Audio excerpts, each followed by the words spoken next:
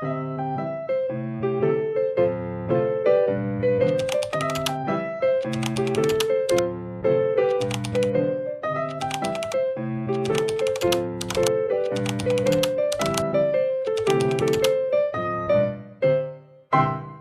good day, ma'am. I am Mary Grace Arambala from Valencia Colleges, Inc.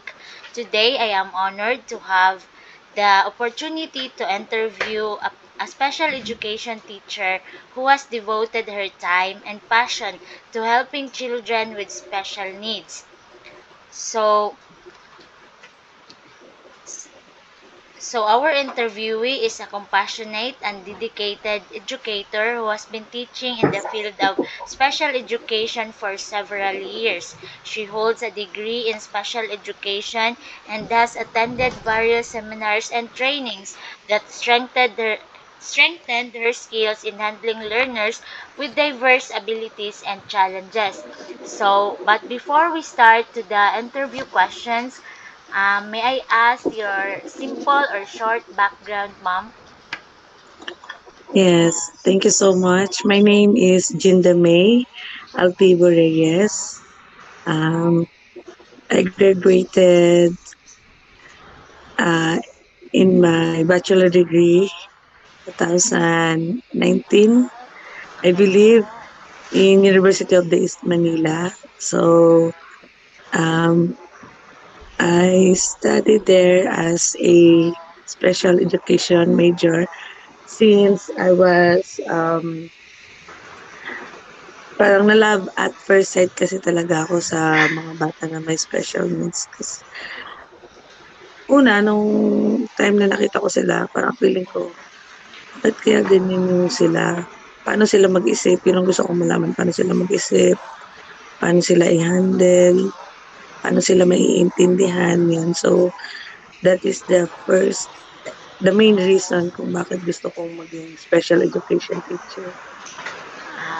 Thank you po, ma'am. So, we will start the questions, ma'am, the interview questions. So, my first question, ma'am, is what motivated you to become a speed teacher?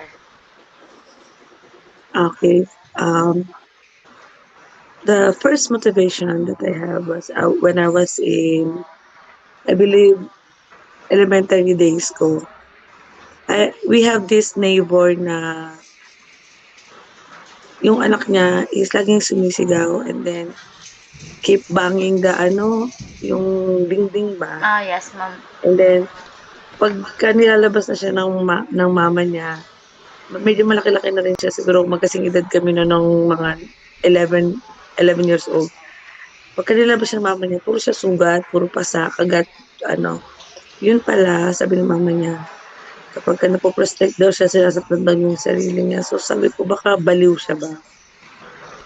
Tapos doon ako mas lalong sabi ko, siguro may may something to na Una, ang papasok sa isip mo, di ba, pag may ganun, parang baka baliw na tong tao to. Pero Yes, yun ma'am. pala, hindi pala ganun. Once na nag-aral ka pala talaga ng SPED, once na pinag-aralan mo siya, once na ginusto mo siya, dun mo maiintindihan na, ay, ganito pala sila. Kaya pala sila naging ganito dahil ganito. So, may pinanggalingan pala siya. Yun yung talaga nagpa-motivate sa akin. And as now, mother na ako, mas nasabi ko sa sarili ko na, importante rin pala na kahit paano, hindi lang ako yung simpleng teacher ba na graduate ako as this lang, elementary lang at least kahit paano may major ako. Meron akong background sa mga behaviors, sa mga disabilities, sa mga ganyan. Kasi magagamit mo talaga siya kumbaga madali mo kahit non-verbal communication, kahit isang tingin mo lang, kahit hindi siya magsalita, malalaman mo kung ano yung gusto niya sabihin sa'yo, paano mo siya kakausapin, ganun. Okay, ma'am. So, thank you, ma'am. The second question is, what are the common challenges you face in handling learners with special needs? Okay, this is the talaga. Maraming challenges, pero ito yung sa tingin ko na yung main challenges ko doon is including yung managing different behaviors. yung kunyari sa isang class kasi when I was in college, so nag-ano ako, nag-practice teaching ako, public kasi siya eh. So, sa isang classroom, meron kaming mga student na different yung magkakaiba-iba yung mga ano nila, magkakaiba disabilities nila. So, meron kaming tatlong autism, tatlong down, person with Down syndrome, tapos tatlong ADHD, and so on. So, meron kaming a total of 15 students sa isang classroom, tapos tatlo kaming teachers. So, once na nag-tantrum yung isa, so ma-irritate yung isa, yun ang pinaka mahirap. Okay, pag nagsabay-sabay sila, tapos iba-iba yung mga behaviors nila, madadama yung iba eh. Kapag kinorek mo yung isa maaano na pa kasi yung kinokorek, yung ganon. And then, second, yung addressing the learner's needs. Mahaba yan. So, hindi sa unang kita mo, hindi dun yung nakita mo. Kunyari, kahit nakita sinabi sa'yo na ma'am, ito yung case niya, hindi dun matatapos yun. You have to observe sa sarili mo and then make your own observation talaga. Magagawa ka ng list para ma-make sure mo na ito talaga siya. Kasi minsan ang nagkakamali yung iba na dahil sinabi na ng may paper silang pinakita na ito, meron pa pala siyang iba rin. So, parang multiple na yung ano niya, disabilities niya. Hindi lang siya natatapos dun sa kunyari autism, tapos ADHD, pero may isa pa siya kasi kailangan mo talaga as a teacher ng SPED. Hindi kami pwedeng anong tawag nun, may term na yung, hindi kami pwedeng yung magsabi na, ito yung sakit ng anak niyo po. Meron po siyang autism. Hindi kami pwedeng magganun. As a teachers kasi, dapat, early intervention. So, partners ka sa paggawa ng plan, paano natin matutulungan yung isang bata na merong special needs. So, early intervention, hindi kami pwede mag-label ng mga bata. Ang pagle-label kasi gawain niya ng developmental pedia. So, as a teacher, kami, mag-isip kami kung paano namin i-intervene, paano namin mahabol yung mga nawalang, na-miss, yan, ng mga milestone, mga nagkulang. So, mahirap. Ang challenges talaga as a teacher, pag different behavior, pag sabay-sabay na sila, and then, addressing their diverse yung learners needs nila, and then last yung patience. Hindi sa lahat ng oras mahaba ang pasensya. Pagka napagod ka na sa sobrang dami nilang mapapagod, madidrain tayo. So yun talaga yung minsan nagpapaslow ng progress sa mga learners, yung patience mo. Sometimes, ako, minsan, aminin ko, minsan parang napapagod ako, tatamarin ako, bukas na lang, tapos sa bukas na lang. Yun ang minsan, aminado ko dyan, pero hanggat maaari, everyday meron akong kailangan merong outcome kami, may output kami na nagagawa. Kailangan may target ako sa isang week na to, dapat magawa niya na to. Kung hindi niya magawa, bibilangin ko yan, baka 2 weeks niya magawa. Kumbaga may target ako, may plan ako kung yung ilang weeks namin ko kayang i-target. Yun yung challenges dun. Different techniques talaga ang kailangan magawin kasi hindi na sila pa. Katulad ngayon, may handle ako tatlong children with special needs, pero sinasama ko sila sa regular para kahit paano magkaroon sila ng interaction pa rin sa mga regular students. So, next question, ma'am, is what teaching strategies work best for your learners?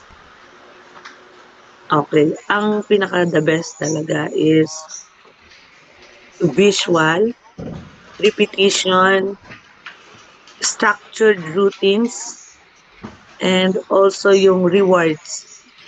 Yan yung combo ko. And then, life, experience talaga.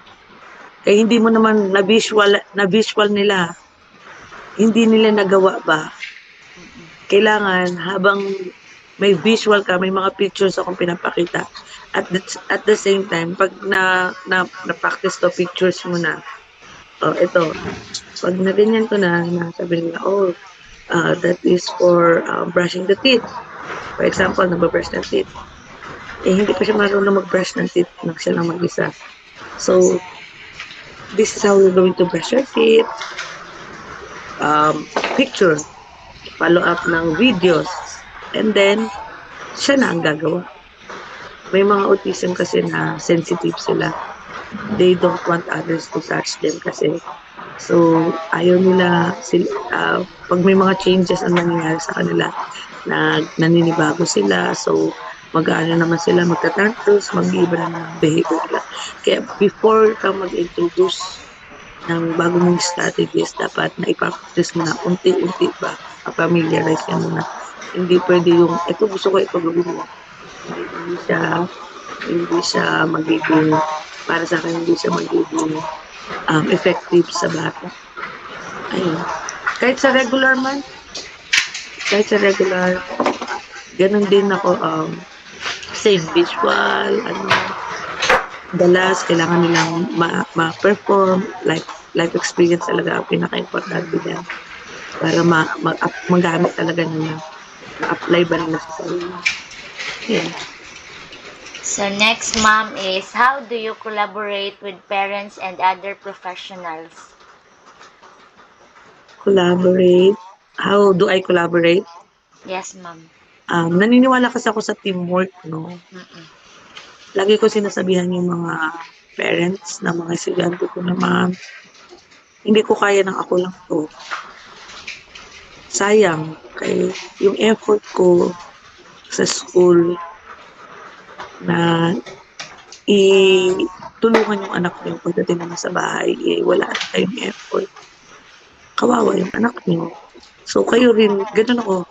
Hindi pwedeng ako lang, hindi pwedeng doktor, hindi pwedeng kami lang. Kailangan pagdating sa bahay, same pa rin. Routine nga eh. Kung may anong ginagawa sa bahay, kung anong ginagawa sa school, gawin sa bahay para na pa-practice ba niya na dapat ginto ko. Okay, ang nangyayari kasi aminin naman natin, ang bata sa school ang nakikinig pagdating sa bahay, kaya nilang i-manipulate ang mga parents nila. So pagdating sa bahay, katulad ng meron akong yung gadgets, anong tawag yun sa autism? Basta yung exposure sa gadgets, ganyan. So ako, sabi ko, hanggat maaari, no gadgets talaga ako. Dito sa school, no gadgets. Sumusunod siya sa akin, may eye contact siya pag ako kausap niya. Marinig lang niya yung boses ko na lang ako, ganyan lang ako. Alam niya na kailangan niya mag-behave. Na hindi siya pwedeng mag-iyak. Gaganon pa lang ako ha. Pagdating dun sa bahay nila, sabi, ma'am, nagtatantrong siya, umiiyak siya, titigil lang siya pag binigyan ng cellphone. Ma'am, kailangan natin maging firm, diba? I-explain natin sa parents na, ma'am, kailangan ganito rin yung gawin nyo.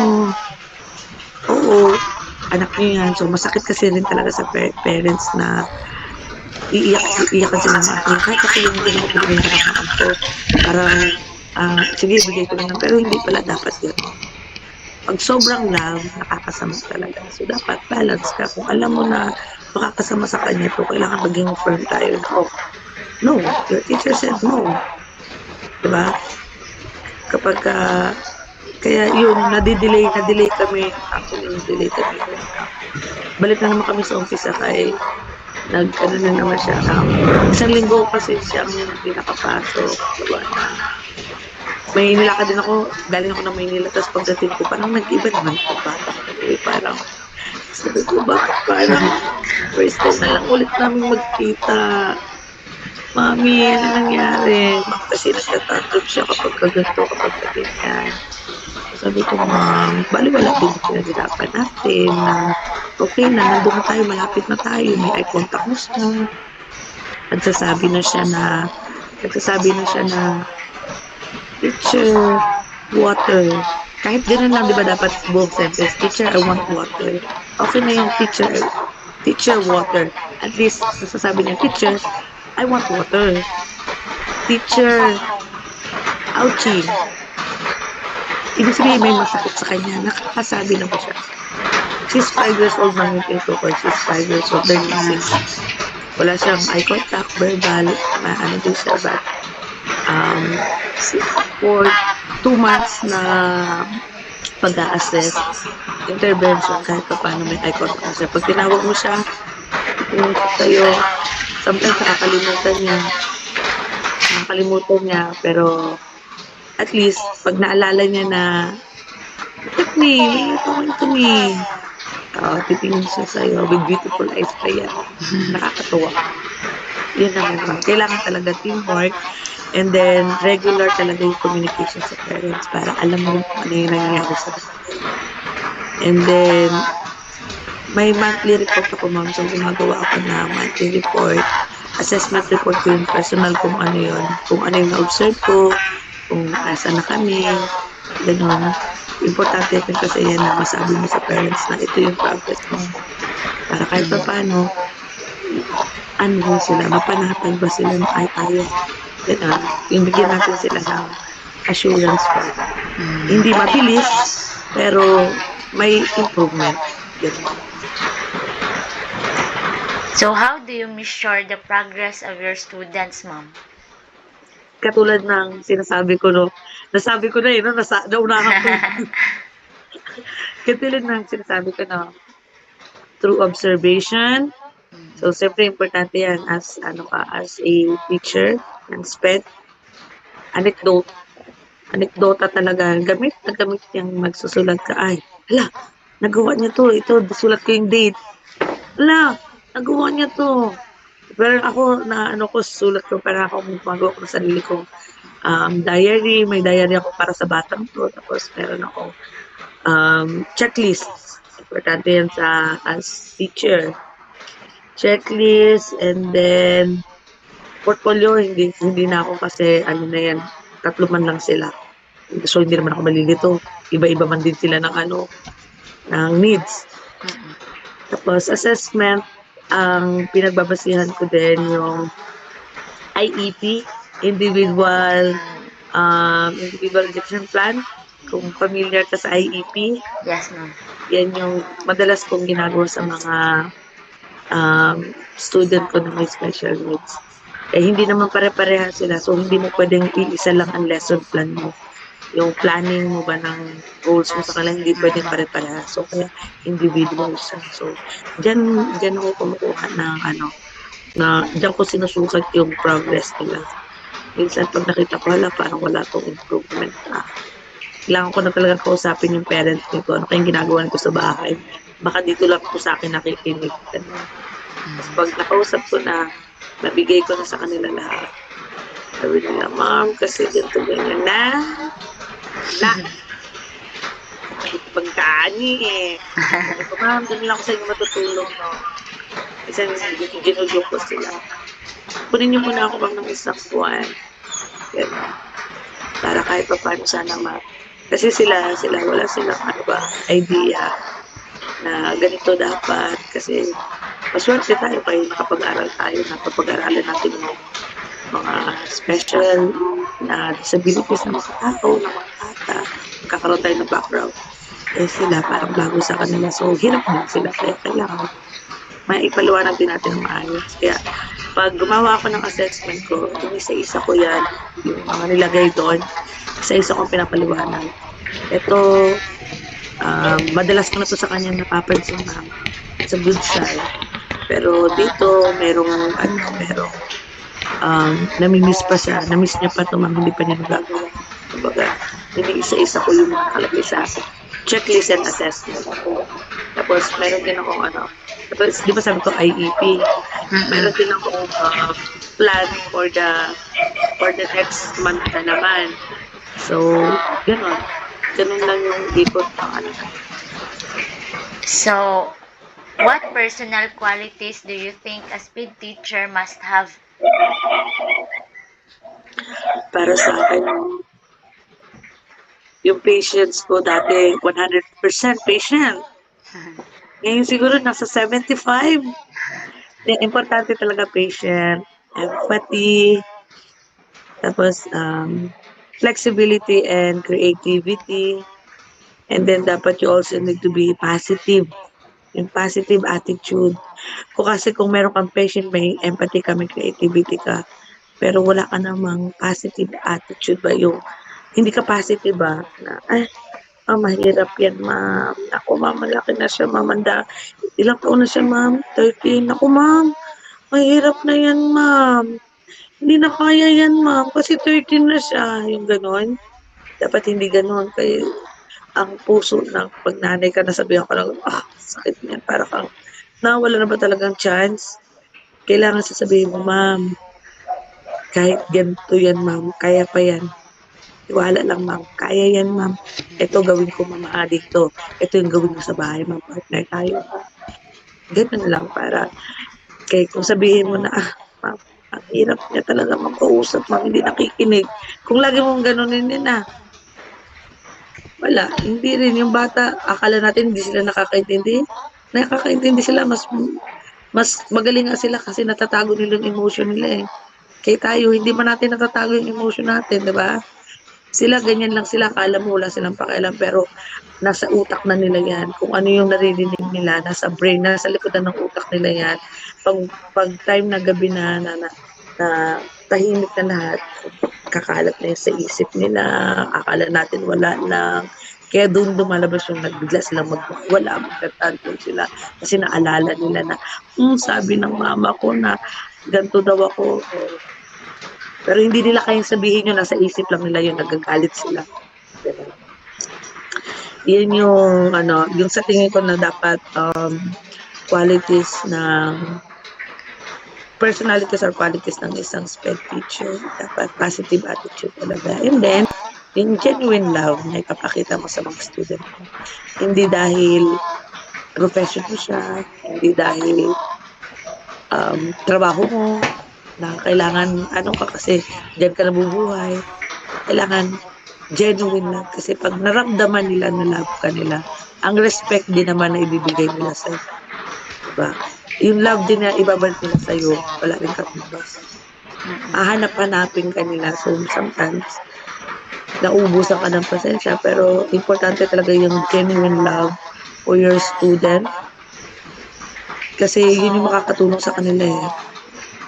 Yun ang makakatulong sa kanila para mapagtagumpayan din nila yung mga problema nila, yung mga nararanasan nila ng mga So, how do you keep yourself motivated despite the challenges, ma'am? I remind myself na may sahod. Hindi ako ma'am. Hindi ako makikipag-argue dyan. Siyempre, nakakapag-motivate sa akin na ako kasi may estudyante ako. Joke lang, mama. Ang nakakapag-motivate talaga sa akin, yung nasa goal ko talaga yung makatulong ako sa mga estudyante ko na may mga special needs. Yan talaga yung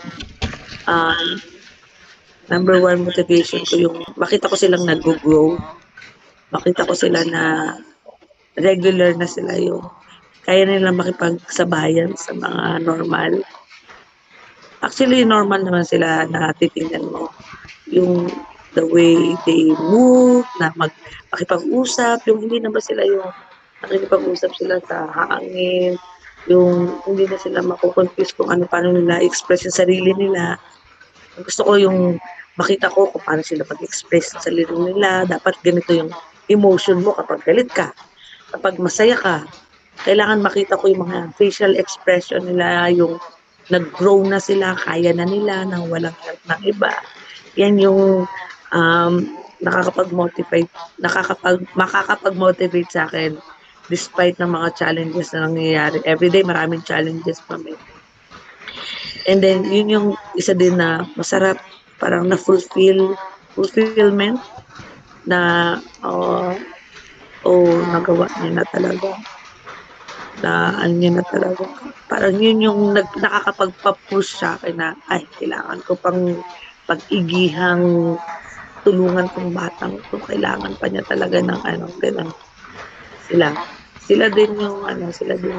Sometimes sila yung nakakapag-ubos ng pasensya, pero sila din naman yung makakapag-motivate sa'yo. Ayun. So last question, ma'am. What advice can you give to the future teachers who want to specialize in SPED? SPED, ano ka ba? Matanong ko lang, SPED, Hindi major po, ba? ma'am. May subject lang kayo? Oh, yes, ma'am. So you have subject. Sa akin siguro, no, ang magiging ko, no, na kung ang kung ang gusto talaga ay maging SPED teacher, go for it. Follow your dreams, open your heart. Kaya nga, no, as a SPED teacher, hindi siya madali.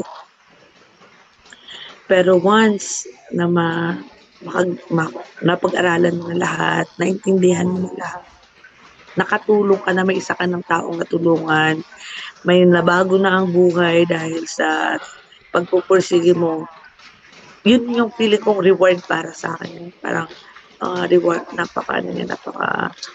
sabi ko, lagi ko sabi mabuti ang Diyos kay Hindi ko rin naman kaya yun kung wala akong lakas, talino, na ma-share sa mga estudyante ko. And then, yung patience na rin, and then, keep learning and remember that every day, the child that na tinutulungan ko will be successful talaga. Big or small na progress. Kahit maliit or malaki pa yan na progress as a SPED teacher. Gusto ko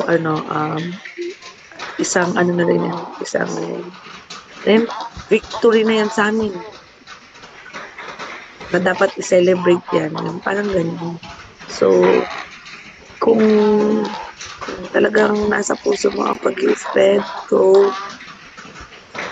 i-pursue mo yan kay marami kang buhay na matutulungan, hindi lang isa yan.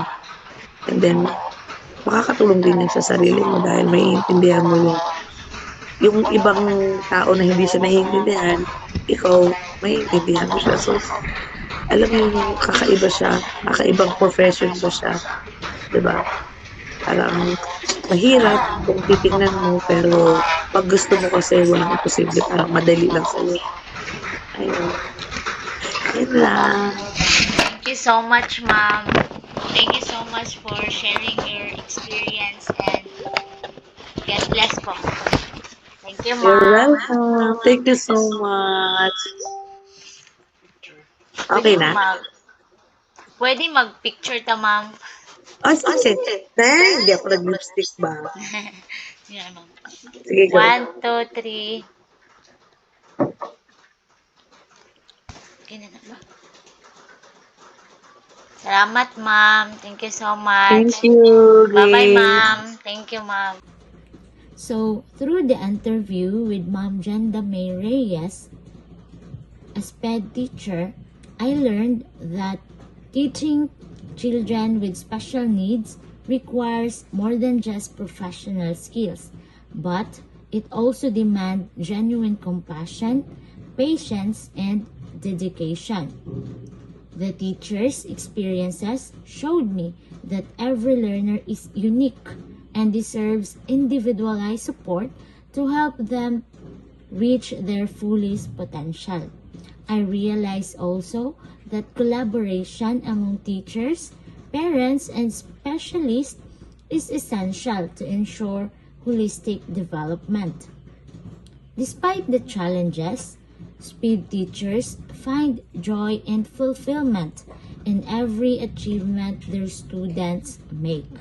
Overall, this interview deepened my understanding and appreciation for the profession and inspired me to be creative and committed in supporting diverse learners.